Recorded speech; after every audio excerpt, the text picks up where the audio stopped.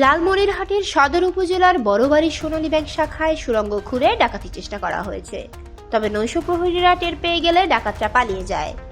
সেখানে টাকা বা অন্য কিছু খোয়া যায়নি বলে জানায় ব্যাংক ব্যবস্থাপক রাজু মিয়া।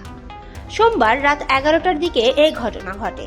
স্থানীয় সূত্র জানায়, ব্যাংকের পেছনের দেয়ালের নিচে অভিনব কৌশলে সুড়ঙ্গ খুঁড়ে ব্যাংকে ঢোকার চেষ্টা করে ডাকাতরা। তবে ব্যাংকটির একজন নৈশ প্রহরী বিষয়টি টের পেয়ে চিৎকার করলে আশেপাশের লোকজন ছুটে আসে। এতে পালিয়ে যায় ডাকাতরা। এ সময় ডাকাতি কাজে ব্যবহৃত লোহার জগ, ড্রিল মেশিন সহ অন্যান্য সরঞ্জাম ফেলে পালিয়ে যায় ডাকাত দল।